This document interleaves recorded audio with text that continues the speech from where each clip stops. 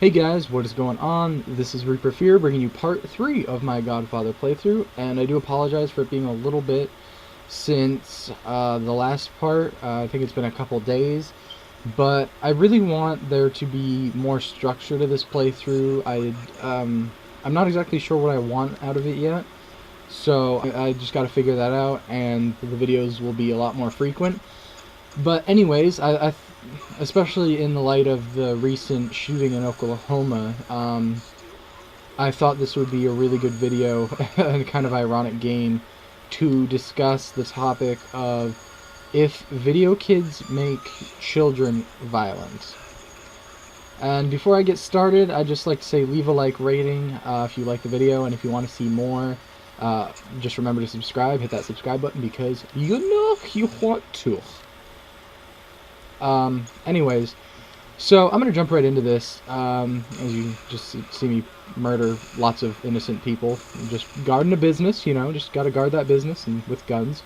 But so it's been around for a long time, pretty much just since the box arcade games like Mortal Kombat and all that good stuff, where I mean you're ripping people's spines out through their face and all that good stuff. Anyways, it's a broad question, but I just want to tackle this head on. And do video games make children violent? I'm going to say no, if the proper guidelines are followed.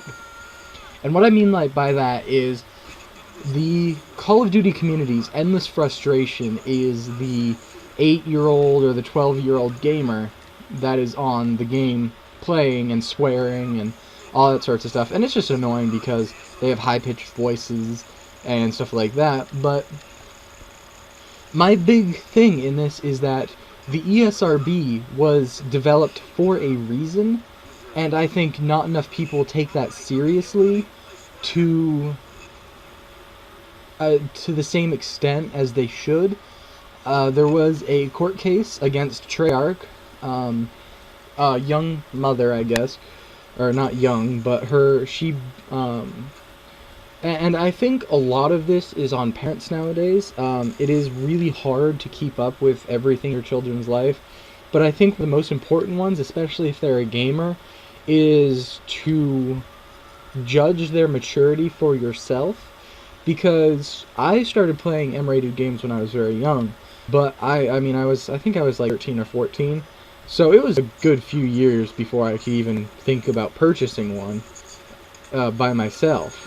And so it was really hard, but I mean, it was always hard to get, like, there were all these cool games that I wanted to play, but I couldn't.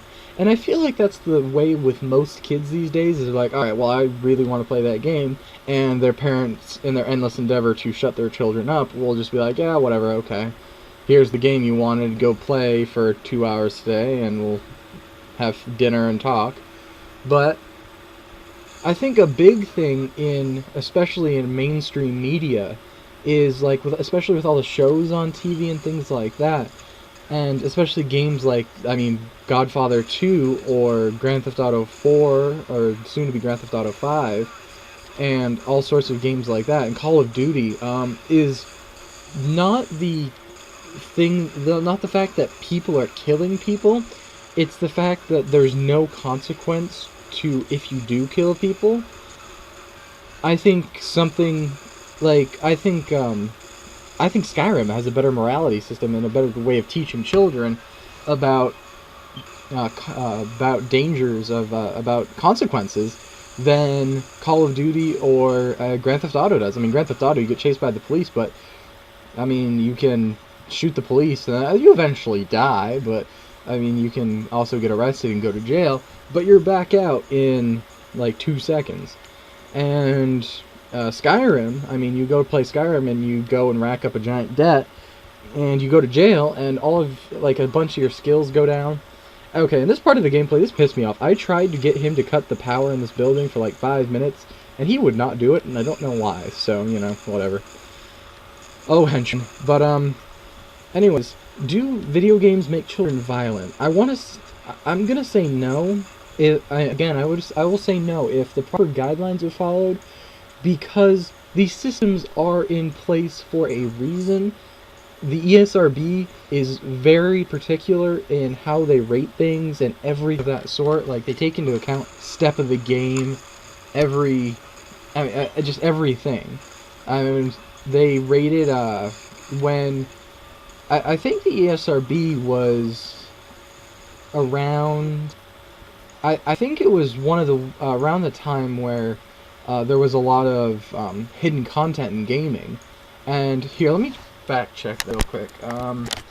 But established, no.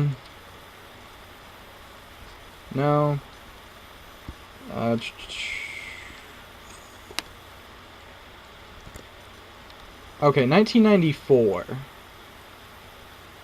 Yep, it was created in 1994, and that really was when a lot of the video games were coming out for, consoles at home. And so, this was because the children were able to bring the games home, and the developers could produce directly for the children. And so, of course, like everything else, it has to be monitored just to make sure. And I think San Andreas was the first one to get in a lot of trouble for having the hot coffee mod. You were fully clothed, but it mimicked sexual acts. And, of course, the children that saw this weren't the 17 and ups that were supposed to be playing this game. It was the 9-year-olds that parents had bought for their children. And these parents had the balls to go out and complain to the ESRB about the hot coffee mod. And yes, the hot coffee mod was put in there by programmers, and it was meant to be found, obviously, because it was found. And it was the wrong thing to do, but it was brought up in a light that was not official to those people that had brought it up. Do you know what I mean? It was brought up by people who saw their children playing this mod, and their kids were 8 and 9 years old. And they're like, oh no, my kid can't know sex exists. But they're playing Grand Theft Auto, and all you had to do was find a building parked close to it in Grand Theft Auto 4, and you could see a prostitute bouncing up and down on Nico Bellix's lap.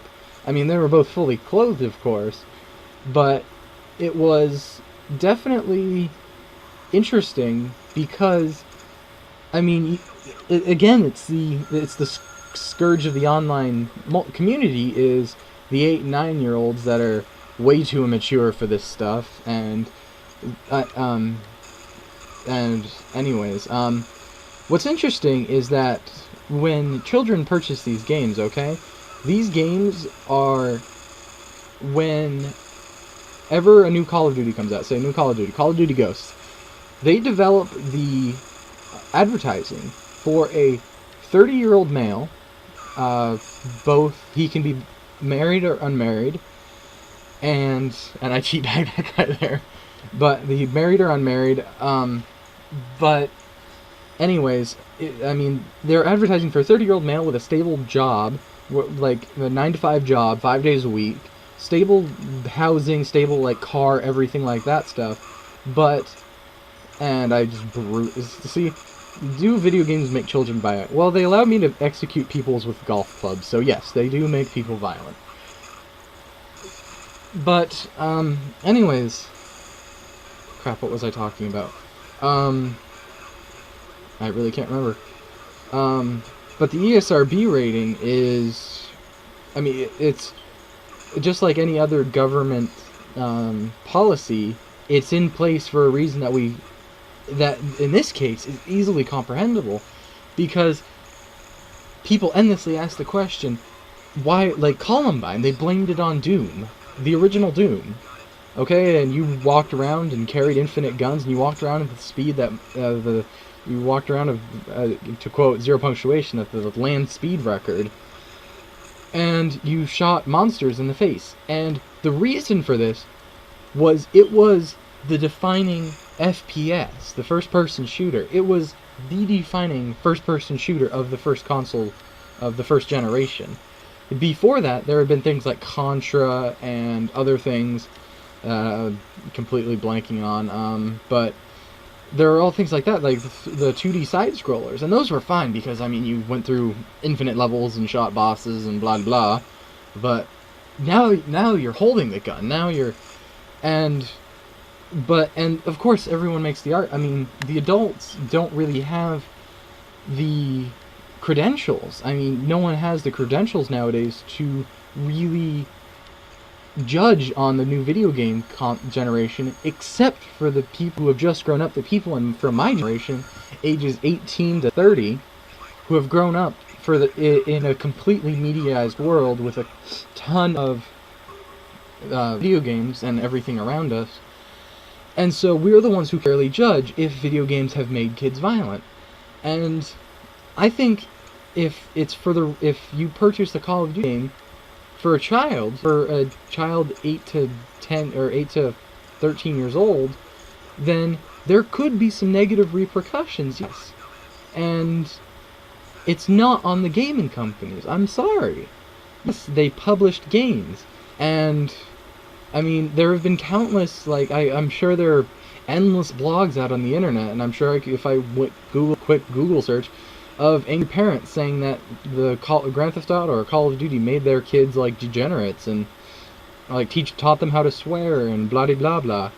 But it's not that. It's your fault. I mean, as parents, it's your fault for purchasing your children these games. And I know myself that whatever children I do end up having, I will be sure to judge I'm doing some disco moves here. But I will be judging their character and their maturity level, and I will be watching very closely before I purchase them any games that of M-rated content.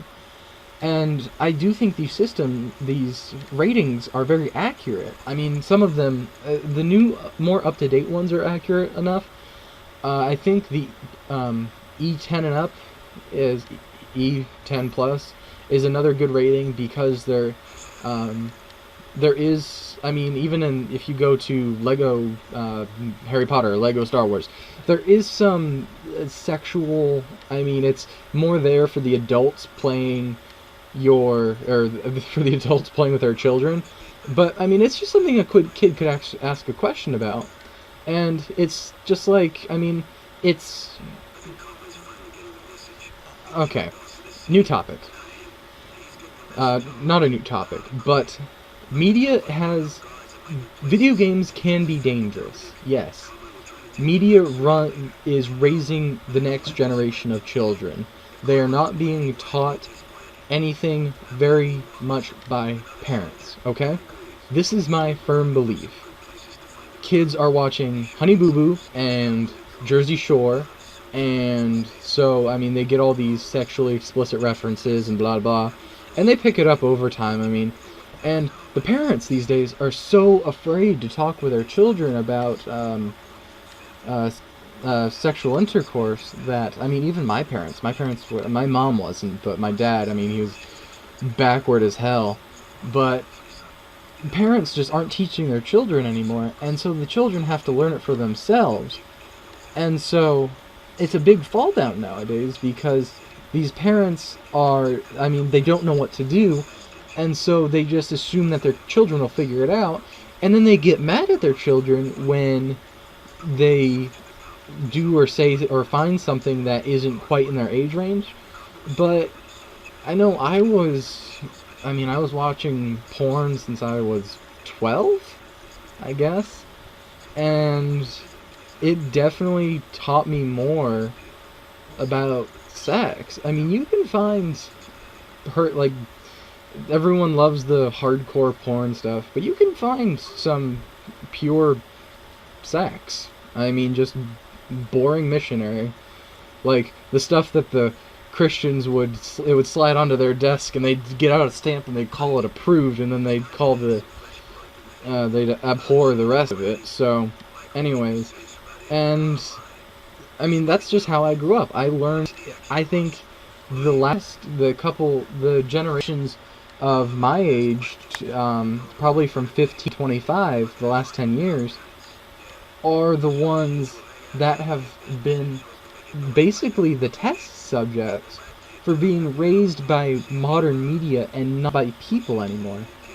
And so there are people that aren't tested to this, that they just can't deal with this. So yes, video games can make some people dangerous. And I think, I mean, there will, I mean, in the news more recently has been Aaron Hernandez, I mean, he is an insane talented tight end, had the world going for him, signed a giant deal with the Patriots under Tom Brady, who is an amazing quarterback, and he's out pretending he's some gangbanger for fun. And he's 23, I believe, so he falls in that purview, and maybe, I mean, he grew up in a bad neighborhood probably, and watched a lot of gangbanger shows and stuff like that. And so it was, I mean, he's going to be, I mean, I don't think they're going to be able to charge him because they haven't fucking found the gun that he used to shoot that poor Oswald guy, but it's those type of people, it's those types of situations that people look back and they're like, how did we raise our children? Because I know that just from my school, my state, my country, that there are children that are far more dangerous than most adults because they were raised by a game that didn't have any punishments for killing people. And I think that's what people will find in this new shooting, in the Oklahoma shooting, where the two kids just randomly shot someone, because there is no repercussions against this thing. I mean, in the game, sure, you get chased by the cops, but you can shoot them. And this is what I was actually talking about. Skyrim, on the other hand, like I said before, I mean, you lose money and all your skills go away and stuff like that if you choose to spend time in jail. So there is an actual repercussion behind this. But I think it's something that kids need to understand more, that it's not something that these games should take as lightly as they do. I think it is incredibly dangerous for these, like, broadside execution. I'm playing a mafia member. I mean, the mafias don't really exist anymore, but I'm running around shooting people, and there are no repercussions for this, okay? The police don't show up. I'm not bothered by them at all this video. I mean, there are witnesses, but you buy perks that allow you to intimidate witnesses so they don't report you to the police. I mean, messed up as that. But, I mean, it's always hard as a gamer to hear the words, "Are video games dangerous?" because everyone thinks that I know a ton of adults who are completely against video games because they believe that video games make children dangerous. And I'm just gonna, I've said it a lot, video games do not make children dangerous. You have to decide what maturity level your child is at and make sure that they are prepared and they are ready for this game, and make sure to answer any questions that they have about this game. But if you can't sit them down and teach them all the lessons that this game is teaching them the opposite of, that killing is wrong, that harming other people is wrong, that, I mean, prostitutes are not normal, and, I mean, that you should not, I mean, that guns are not toys. I know that's a big one, especially where I live. I mean, the people where I live, I mean, they respect guns more than most, I think, but they hunt, and they know that guns are tools, not toys. And I think that is an incredibly important difference between your grandpappy's hunting shotgun from the pistol that your dad keeps. And I mean, they haven't released really any details of this Oklahoma shooting, but it sounds like these kids just had a gun and they were bored, and so they shot someone. And if that's the way society's gonna be, then it's time for frankly, redo. I think it's time for these children to face reality. I mean, I am thoroughly in favor of the shows like Beyond Scared Straight, the gangbangers, quote unquote, the badass kids of the street, and they're like, yeah, well, we don't have to listen to authority because we're badass and all that stuff. That's bullshit, okay? Prison, I can guarantee you, is not fun. I've never been to prison, I am never planning on going to prison, but I can guarantee you that it is not fun. There are a lot of dangerous people, you can make enemies really quick, and frankly, you probably don't want your asshole to be the size of a manhole cover. So I think the thing that's most crucially missing is common sense these days. Kids are not taught common sense or taught how to think for themselves. And I think a lot of that is because of what our society is, where we don't need free thinkers, we need pieces. We're trying to build a giant puzzle, not have a bunch of puzzle pieces that don't fit, which makes sense, but in the end, it gives us shut-ins, agoraphobics, I mean, just all sorts of disorders and things like that. We don't encourage people to be themselves, and so how can we expect these kids to know who they are? We can't teach them how to act. So how do we expect them to learn how to act? We just expect them to know. But no, that's crap. Alright guys, if you like this video, leave a like rating. And if you want to see more of my videos, remember to subscribe. And this is Reaper of Fear. Peace.